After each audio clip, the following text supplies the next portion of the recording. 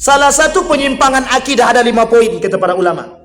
Penyimpangan akidah itu terjadi. Satu di antaranya, mohon maaf, kebodohan terhadap akidah yang sahih. Seberapa kuat iman kita kepada Allah, itu poin penting bagi kita hari ini, Pak. Maka salah satu cara yang disampaikan oleh Nabi agar semua perbuatan kita bersandar kepada Allah, kata Nabi, mulailah segala sesuatu dengan bismillah. Satu. Yang kedua disampaikan oleh Imam Al-Ghazali, kalau mau berkah setiap usaha atau apapun masalah yang kita miliki, datang pertama kali kepada Allah, baru kepada yang lain. Baik Bapak Ibu sekalian yang berbahagia, di malam hari ini kita mencoba mengkaji bersama dari satu kitab tentang Al-Isra wal Mi'raj yang hari ini banyak diperingati oleh umat muslim dari berbagai tempat, daerah dan kota dan dimanapun. Banyak yang memperingati Al-Isra wal Mi'raj kecuali yang tidak memperingati. Oh, ada yang tidak memperingati? Ya ada. Kan tidak semuanya memperingati. Ada yang memperingati, ada yang tidak memperingati. Saudi tak mau dia memperingati. Saudi Arabia punya alasan tersendiri kenapa dia tak mau memperingati Al-Isra wal Mi'raj. Karangan daripada Sayyid Muhammad ibn Alawi ibn Abbas al-Maliki al-Makki al-Hasani, seorang ulama besar dari Mekah. Ulama besar dari Mekah ini menuliskan buku, judul bukunya adalah Al-Anwar al-Bahiyah min Isra wal Mi'raj Khairul Bariyah. Kata beliau, menuliskan tentang buku judulnya Al-Anwar al-Bahiyah. Bahasa lainnya, kalau kita terjemahkan dalam karangan beliau tersebut, dalam perjalanan Isra wal Mi'raj ini banyak pelajaran-pelajaran yang bersinar, pelajaran-pelajaran yang berharga yang bisa dipetik. Al-Anwar al-Bahiyah, cahaya-cahaya yang bersinar di dalam atau di balik perjalanan Al-Isra wal Mi'raj. Sejarah Isra dan Mi'raj ini Bapak Ibu sudah hafal karena setiap tahun diperingati. Jadi sudah hafal semua. Kenapa Isra dan Mi'raj ini kemudian diberikan kepada baginda Nabi Muhammad sallallahu alaihi wasallam? Semua dah tahu. Ceritanya tentang kesedihan yang dialami oleh baginda Nabi Muhammad sallallahu alaihi wasallam. Tapi Bapak Ibu sekalian yang berbahagia, dalam perjalanan Isra wal Mi'raj itu ada satu fenomena yang dilakukan oleh Jibril kepada baginda Nabi Muhammad sallallahu alaihi wasallam. Namanya syaqqus sadr. Syaqqus sadri, membelah dada. Tahu Bapak Ibu membelah dada ya? Membelah dada. Pertanyaan pertama yang ingin saya sampaikan, berapa kali dada Nabi dibelah? Ada yang tahu Bapak Ibu? Angkat tangan. Boleh pulang. Berapa kali, Bu? 2 kali. Yang bilang 2 kali angkat tangan. Berapa kali? Ibu itu aja. Yang lainnya nggak bilang apa-apa. Nabi dibelah dadanya 4 kali. Bukan 2 kali. Kata para ulama, kata Imam As-Suyuti, begitu juga Ibnu Hajar Al-Asqalani dalam kitabnya Al-Isra wal Mi'raj, ketika berbicara tentang syaqqus sadar, Nabi dibelah dadanya 4 kali. Pertama kali Nabi dibelah dadanya kapan? Pada umur 4 tahun. Sampai lari terbirit-birit.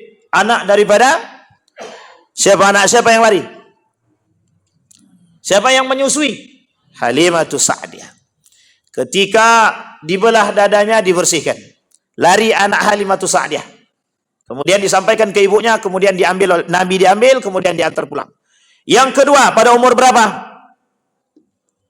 Pada umur 6 tahun. Nabi dibelah lagi dadanya. Dibersihkan sebersih-bersihnya.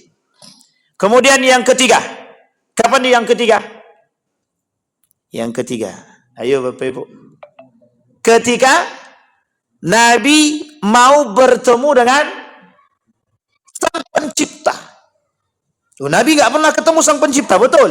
Ketika turun wahyu, Nabi dalam gundah gulana, gelisah, Nabi berangkat menuju Goa Hira.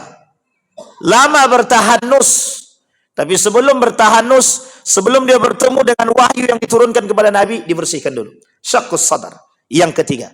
Dan yang terakhir, ketika Nabi diperjalankan dalam kondisi yang sangat sedih. Oleh para ulama, ketika Nabi dibelah dadanya oleh malaikat, dapatlah Nabi di dalam hatinya itu satu batu kecil warna hitam. Kata malaikat, ini adalah lambang kemaksiatan, cabut. Maka semenjak itu Nabi bersih. Semenjak itu Nabi bersih hatinya sebersih-bersih. Maka kata para ulama, kata Ibnu Hajar Al-Asqalani, ketika diambil batu kecil, ketika diambil satu sarang daripada kemaksiatan tadi, maka hati Nabi sebersih-bersihnya, maka layak Nabi dikatakan maksum. Tapi Nabi maksum di sini mungkin salah atau tak? Nabi mungkin salah atau tidak? Jangan ragu Bapak Ibu. Pada ragu semua. Nabi mungkin salah apa tidak? Mungkin apa tak mungkin? Allah dah bilang dalam Al-Quran, Qul innama ana basyarum mithlukum yuha, kata dia. Nabi Muhammad, kata Allah, Muhammad katakan kepada manusia, engkau ni sama kayak yang lain manusianya. Jadi kira-kira kalau Nabi sama dengan yang lain mungkin salah atau tidak? Mungkin. Kapan salahnya? Ada yang tahu Nabi salah kapan? Kapan Bapak Ibu Nabi salah? Harus tahu. Kalau memang Nabi pernah salah, kapan Nabi salah? Kalau pernah Nabi keliru, kapan Nabi keliru? Kapan Pak Imam? Ketika tidak benar, itu jelas. Kalau tidak benar mesti salah. Pertanyaannya kapan? Apa kata panglima perang umat Islam? Siapa panglima perang umat Islam? Khalid ibn Walid. Kata Nabi, Khalid, kita berkemah agak jauh daripada sungai yang ada di sana. Nanti kalau kita sudah berkemah, kata Nabi, kita bisa segera langsung melawan musuh. Kata Khalid bin Walid, Nabi tidak begitu. Itu salah, kata dia. Coba bayangkan, Nabi disalahkan oleh Khalid bin Walid. Keliru, kata dia. Bukan begitu, kata dia. Kalau kita jauh dari sumur, musuh datang, mereka ambil sana, mereka punya kekuatan, kita nggak punya kekuatan. Kata dia. Sehingga apa yang dilakukan oleh Khalid bin Walid, diajaknya Nabi, yuk kita buat tenda di situ. Apa kata Nabi? Ini sudah menjadi ahlinya. Jadi ahli di bidangnya ada masing-masing. Bahkan Nabi pun pernah salah. Pernah. Nabi diperingatkan oleh Allah. Kapan Nabi diperingatkan oleh Allah? Ketika berpaling wajahnya daripada abasa wa tawalla an ja'ahul a'ma. Ketika datang orang yang buta bertanya kepada Nabi tentang Islam. Apa kata orang buta nih? Ajarkan aku Islam. Nabi sedang ngomong dengan pemuka. Min kibaril Quraisy. Nabi sedang berbincang-bincang. Datang orang buta tadi. Ketika datang orang buta, dia bertanya kepada Nabi tentang Islam. Nabi palingkan wajahnya. Ini kalau orang liberal, apa kata dia? Muhammad tidak punya adab, kata dia. Iya serius, benar. Begitu pola pikir mereka, iya. Apa kata mereka? Muhammad gak punya adab, kata dia. Muhammad gak bisa, gak punya peri kemanusiaan. Orang buta mentang-mentang buta kok dipalingkan wajahnya. Itu bukan sekarang bahasa itu, bahasa terdahulu. Apa kata orang kafir Quraisy itu? Lihat, bayangkan. Orang yang bertanya tentang Islam pun dia tidak mau. Tapi kalimat itu kemudian dipalingkan oleh Allah. Ada alasan, ada. Satu, bukan Nabi tak mau berbicara, karena Nabi sedang berbicara dengan pemuka Quraisy. Ketika sedang berbicara, datang orang yang buta meskipun buta. Kemudian Nabi palingkan wajahnya, maksudnya Nabi sampaikan kepada beliau, kalau orang lagi ngomong, ntar dulu ngomongnya. Itu etik. Nabi ajarkan. Cuma orang ini kan buta, tidak tahu dia. Kalau Nabi lagi ngomong, mungkin hanya sekedar pendengaran. Maka turun kalimat perintah dari Allah. Abasa wa tawalla an ja'ahul a'ma. Apa maksudnya? Muhammad, kata Allah, belum tentu kibar Quraisy itu yang kau ceritakan tentang Islam masuk ke dalam Islam. Tapi yang buta nih bertanya tentang Islam itu benar-benar bertanya tentang Islam. Itu kesalahan, sebenarnya bukan salah. Lebih tepatnya kekeliruan. Banyak Nabi kemudian beberapa kali Nabi diperingatkan. Terima kasih, Pak. Tes. Agak aman sedikit. Sebenarnya kalau putus-putus pun tak masalah, gitu. Aman tuh. Insyaallah suara saya masih sampai ke belakang. Kecuali dah habis. Nah, Bapak Ibu sekalian yang berbahagia, itu ketika Nabi dalam kondisi mungkin salah, mungkin. Karena Nabi manusia sama seperti kita. Hanya saja kesalahan Nabi itu mesti dijaga oleh Allah. Kalau kita salah, siapa yang jaga? Kita yang salah, siapa yang jaga? Syaitan. Yang sudah dimuat dalam diri kita dua hal. Di dalam diri manusia itu sudah ada dua hal yang tak mungkin bisa dipisahkan. Satu baik, satu buruk. Jadi kalau tak baik dia mesti buruk dia. Kalau tak buruk dia mesti. Cuman kalau ganteng itu pilihan memang. Oh, kok jelek kali Ustaz, orang itu tampangnya itu sudah bawaan itu. Tidak ada yang ganteng, semua tidak ada yang jelek, semuanya ganteng. Sampai di sini paham karakter yang dimaksud. Kenapa? Karena sudah ditanamkan dalam diri kita dua hal tadi. Dan memang sudah Allah berikan dua hal tersebut. Apa dua hal tersebut? Ruh. Satu ruh. Ketika Nabi ditanya oleh kafir Quraisy tentang ruh, Nabi berharap turun wahyu dari Allah. Tapi Allah tidak turunkan wahyu. Satu pekan kemudian baru turun. Yasalunaka 'anir ruh qulir ruh min amri rabbi. Kata Allah, katakan kepada mereka urusan ruh itu urusan Allah, bukan urusanmu. Jadi Bapak Ibu, ruh datang bersama jasad. Jasad terbuat dari saripati. Jasad itu terbuat dari saripati bunga dan diambil dari tanah. Ini yang kemudian menjadi poin kita hari ini.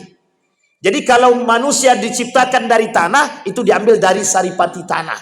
Tapi Nabi Adam tidak, memang diciptakan dari tanah. Kata orang Quraisy, kata orang liberal, ternyata Adam tidak diciptakan. Ternyata Adam dilahirkan.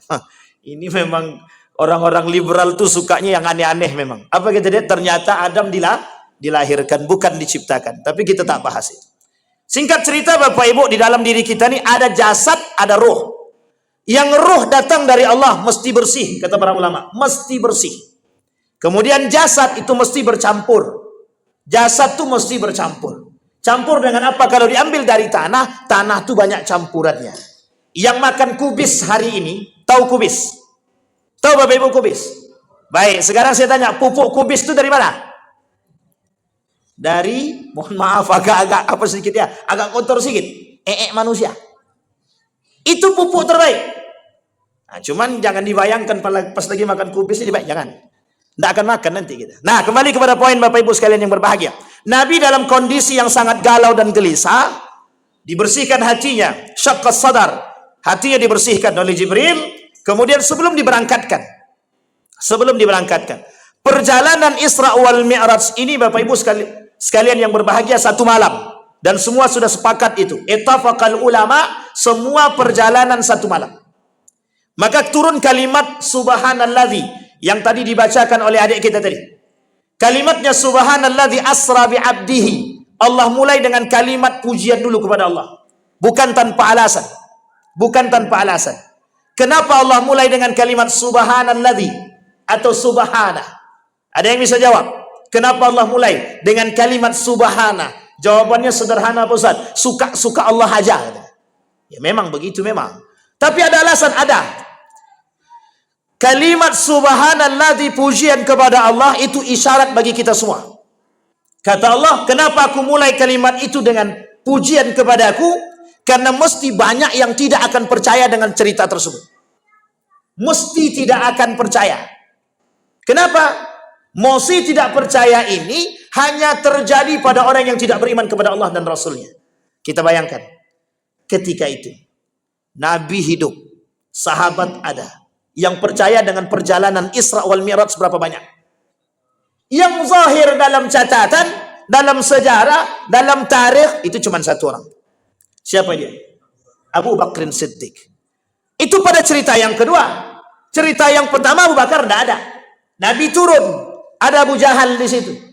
Mendengarkan Abu Jahal tentang cerita baginda Nabi. Apa jawaban mereka? Ini yang disebut dengan gila. Muhammad gila. Ajaran yang dibawanya sesat. Yang dia pergi satu malam sangat tidak masuk akal. Ini membodohi masyarakat. Kata dia. Itu yang disampaikan oleh Abu Jahal. Majnun, kata dia. Gila Muhammad. Dengan bahagia Abu Jahal tadi dicarinya siapa namanya? Abu Bakar. Tak jauh dari situ dipanggilnya Abu Bakar. Yuk, ada cerita unik, engkau akan tahu siapa orang yang kau puji selama ini. Dibawa tuh. Ketika dibawa oleh Abu Jahal berhadapan dengan Nabi. Apa kata Abu Jahal? Muhammad, ceritakan lagi apa yang kau ceritakan tadi kepada kami. Diceritakan panjang lebar sama Nabi, didengar oleh Abu Bakar. Hei Abu Bakar, kau dengar betapa gilanya dan mengada-ngadanya Muhammad, orang yang selama ini kau puji. Apa jawaban Abu Bakar? Ini poin penting dalam Isra wal Mi'raj itu sebenarnya. Apa kata Abu Bakar? Sekalipun berbohong Muhammad atau Nabi, saya tetap percaya. Itu yang membuat merah padam muka Abu Jahal itu. Sekalipun berbohong Muhammad, tetap aku percaya, katanya. Sekarang saya tanya Bapak Ibu semua, seberapa tinggi iman kita dibandingkan akal kita hari ini? Seberapa tinggi iman kita dibandingkan akal kita hari ini? Kalau ada yang mengatakan kami beriman kepada Isra wal Mi'raj, saya sangat seyakin-yakinnya bukan iman karena keimanan. Karena apa? Turun-temurun. Karena kita sudah iman kepada Allah, nak buat tak iman tak ragu. Tapi tidak begitu dengan Abu Bakar. Apa yang dilakukan oleh Abu Bakar? Begitu berimannya Abu Bakar. Sehingga kata Allah, Subhanalladzi, puji aku, kuasakan aku, pandang aku sebagai yang paling kuat, kata Allah. Pandang aku yang paling agung, kata Allah. Maka tidak ada yang lebih agung selain daripada diriku. Kekuasaanku mampu melakukan apapun yang tidak dilakukan oleh manusia. Itu makna daripada subhanalladzi. Bertasbih kepada Allah, mengagungkan kepada Allah. Karena apa? Allah tahu, Pak. Buktinya apa? Ketika turun baginda Nabi, satu pun tidak percaya kecuali Abu Bakar. Sekarang kita coba balik. Kita balikin sekarang, hari ini. Adakah sesuatu yang tidak masuk akal hari ini bisa dipercaya begitu saja oleh manusia? Adakah sesuatu hari ini yang tidak bisa diterima oleh akal yang dipercaya oleh manusia? Semua berpikir sesuatu itu harus masuk akal. Pernah kita ceritakan di sini, Pak. Orang kalau tidak belajar bodoh apa pintar? Jawab semua, Pak. Kira-kira orang tidak belajar bodoh atau pintar? Itu dia. Logika atau iman yang berbicara? Logika. Orang sakit kalau tidak minum obat sehat apa tidak? Tidak sehat. Logika, bukan iman. Pertanyaannya kita balik. Mungkin tidak orang tidak minum obat itu Allah sehatkan? Oh mungkin. Berarti kan tidak perlu minum obat. Mungkin tidak orang yang mohon maaf tidak belajar Allah cerdaskan? Oh mungkin. Kalau mungkin berarti tandanya tidak ada kaitannya dengan belajar. Sampai di sini paham? Ini poin penting, Pak. Karena kita mengaku beriman kepada Allah, tapi tidak pada sesungguhnya iman. Kita beriman kepada Allah bukan pada hakikatul iman.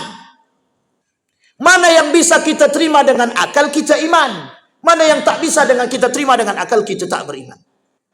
Maka kalimatnya sederhana, kata Allah, nu'minu bi ba'd wa nakfur bi ba'd. Ketika sejalan dengan akal kami beriman kepada Allah. Tapi kalau tak sejalan dengan iman, dengan akal kami tak beriman kepada mereka. Coba. Itu yang terjadi, Pak. Kita balik sekarang, Pak. Kita benarin yang tidak benar tadi. Orang tidak belajar belum tentu bodoh. Orang tidak minum obat belum tentu sakit. Sampai di sini bisa dipahami ya, Bapak Ibu ya. Kalau Allah katakan, mohon maaf, ketika Allah mengatakan bahwa Al-Quran itu syifa, kira-kira mungkin Al-Quran itu menyembuhkan sesuatu? Yang menyembuhkan bukan Quran, yang menyembuhkan Allah, tapi melalui wasilah ketaatan kepada Allah. Itu yang dilakukan oleh Abu Bakar. Itu yang diinginkan oleh Allah. Hei umat muslim, orang berislam, bukan beriman. Orang berislam, kalimat pertama yang disandarkan oleh Allah, Subhana. Puji aku dulu. Bapak ibu punya masalah, jangan ke manusia dulu. Datang kepadaku, kata Allah. Aku orang pertama yang memberikan solusi terhadap masalah kalian, kata Allah. Sekarang pertanyaannya kita kembali. Kalau kita punya masalah, kemana kita lari? Kalau mohon maaf, anak kita tidak bisa masuk sekolah karena sistem zonasi misalkan. Kemana kita mau pergi? Ke Allah atau kemana? Kepada channel. Kebetulan aku punya channel anggota dewan. Tolonglah Pak Dewan, anakku tidak bisa sekolah.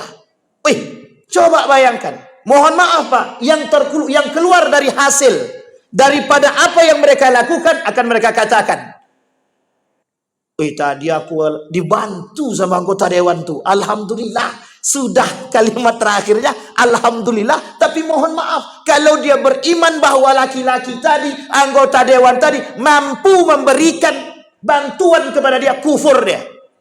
Kalimat kufur disanding dengan kalimat alhamdulillah. Beda tipis, Pak. Dengan pembunuh Utsman. Muslim, dia membunuh sahabat Nabi, menantu Nabi, dia katakan Allahu Akbar, Allahu Akbar. Kufur, Pak. Jadi orang sangat mudah terjerumus, Pak. Sangat mudah terjerumus dalam akidah yang rusak. Salah satu penyimpangan akidah ada 5 poin kata para ulama. Penyimpangan akidah itu terjadi. Satu di antaranya, mohon maaf, kebodohan terhadap akidah yang sahih. Seberapa kuat iman kita kepada Allah? Itu poin penting bagi kita hari ini, Pak. Maka salah satu cara yang disampaikan oleh Nabi agar semua perbuatan kita bersandar kepada Allah, kata Nabi, mulailah segala sesuatu dengan bismillah. Satu. Yang kedua disampaikan oleh Imam Al-Ghazali, kalau mau berkah setiap usaha atau apapun masalah yang kita miliki, datang pertama kali kepada Allah, baru kepada yang lain. Kenapa kok pada Allah? Bahwa kita berserah diri kepada Allah, baru kemudian kita berikhtiar. Ikhtiar dulu atau Allah dulu? Allah dulu, baru kita ikhtiar, baru kita usaha. Setelah usaha dan ikhtiar, baru kembali kita pada poin yang ketiga, tawakal. Pak, dalam perjalanan Isra wal Mi'raj itu begitu, Pak. Saking tahunya Allah bahwa banyak yang tidak percaya, maka Allah mulai dengan kalimat subhanah. Puji dulu Allah. Kalau kalian puji Allah, beriman kalian kepada Allah, apapun perjalanan yang di luar akal manusia, kalian akan tetap beriman. Tapi kalau sudah, mohon maaf, diukur dengan akal, seperti kaum liberal, mau bagaimanapun kita bercerita, kalau tidak masuk dalam akal mereka, tidak akan beriman. Sampai di sini bisa dipahami, Bapak. Saya ambil cuplikan nih, Bapak. Seorang pemuda bernama Naidul Ghassam. Dia bukan muslim, ateis. Ketika mempelajari Al-Quran tentang astronomi, dan dia bergelut di bidang astronomi, dia lihat ayat tentang astronomi. Dia beriman kepada Allah setelah melihat kekuasaan Allah. Dia tak ukur dulu dengan akal, tapi dia lihat ada ayat yang berbicara tentang astronomi. Bukan tentang kehebatan akal dulu, tentang astronomi. Coba bayangkan. Apa kata dia? Asyhadu an la ilaha illallah wa asyhadu anna Muhammadar Rasulullah. Itu poin penting. Kembali kepada poin Isra wal Mi'raj tadi. Yang diinginkan dalam perjalanan Isra wal Mi'raj itu iman. Sekokoh apa iman kalian kepadaku, kata Allah. Di tengah hiruk pikuk zaman, itu masih ada orang yang kokoh dengan imannya, maka itulah manusia yang paling aneh di akhir zaman, kata Nabi. Tuba lil ghuraba, yang paling selamat, yang paling aneh, yang paling beruntung, kata Nabi, yang kokoh imannya, yang masih bersandar kepada Allah. Mohon maaf Bapak Ibu, mohon maaf. Boleh Bapak Ibu cek seberapa banyak manusia yang masih bersandar kepada Allah. Apalagi mohon maaf, kalau sudah semakin dekat dengan zamannya, sudah masuk kepada akhir zaman, sudah selesai dah urusan kita, Pak. Dah Nabi kata Nabi, kelak di akhir zaman banyak orang yang menghilangkan nilai-nilai agama, tidak akan bersandar kepada Allah, yang tidak masuk di akal mereka, mereka tak mau terima. Di tengah kita hari ini ada manusia. Manusia yang berada di tengah kita hari ini adalah manusia yang lebih meninggikan akal daripada iman. Maka bahasanya adalah rasionalisme. Ada kelompok namanya rasionalisme. Kelompok yang menjunjung tinggi akal dibandingkan iman. Sehingga apa kata mereka? Ini cuplikan daripada sejarah, Bapak Ibu. Ketika mereka menemukan ayat-ayat atau cerita-cerita tentang, mohon maaf, yang bercerita tentang Isra wal Mi'raj, Ashabul Kahfi, para nabi dan anbiya, Allah sebutkan, Allah lukiskan dalam Al-Quran pandangan mereka dari dahulu sampai hari ini. Apa kata Allah? Mereka akan katakan tentang cerita tersebut asatirul awwalin. Apa itu asatirul awwalin? dongeng-dongeng orang terdahulu. Sampai hari ini, Pak. Sampai hari ini. Mereka katakan, apa kata Ulil Absar Abdallah itu? Bahwa cerita di dalam Al-Quran itu hanya sekedar dongeng. Yang hanya perlu dipetik hikmah. Bukan dipercayai atau diimani kebenarannya dalam cerita tersebut. Goyang apa tidak akidah kita daripada? Goyang apa tidak? Pakai akal. Kata dia, Tangkuban Perahu lebih masuk akal daripada cerita Nabi Adam. Cerita Tangkuban Perahu lebih masuk akal daripada cerita Ashabul Kahfi. Lebih masuk akal daripada cerita Isra wal Mi'raj. Itu kata mereka. Sesuatu yang bisa kami terima dengan akal. Apa tolak ukur akal tersebut? Prasasti peninggalan arkeologi. Yang mereka jadikan sandaran untuk, mohon maaf, menjadi bukti nyata bahwa ada peninggalan bersejarah yang bisa diimani. Loh, sesuatu yang tidak masuk akal seperti Isra wal Mi'raj. Nabi naik buraq, kata para ulama. Buraq itu berwarna putih. Saking cepatnya sama kecepatannya dengan cahaya. Kata mereka, tidak masuk akal itu. Tidak ada yang bisa masuk akal itu. Oh, nggak mau mereka terima. Kenapa nggak masuk akal? Sampai di sini bisa dipahami. Berarti apa? Iman, Pak. Iman. Kita lihat. Lebih banyak manusia seperti itu apa seperti Bapak Ibu semua? Kita lihat, lebih banyak mana? Manusia yang seperti itu atau yang seperti ini sekarang? Seperti Bapak Ibu sekarang, yang beriman kepada Isra wal Mi'raj. Lebih banyak mana? Muslim atau mukmin? Muslim atau mukmin? Kalau Muslim, Bapak Ibu sekalian yang berbahagia. Belum apa-apa dah sampai di sini ya. Baik. Sebelum kita azan. Habis ini kita azan dulu, baru kemudian kita lanjut. Apa kata Nabi? Apa kata mereka? Jumlah Muslim itu lebih banyak daripada jumlah orang beriman. Artinya apa? Orang yang percaya kepada Allah itu lebih sedikit daripada orang yang masuk ke dalam Islam, tapi mohon maaf, tidak percaya kepada Allah.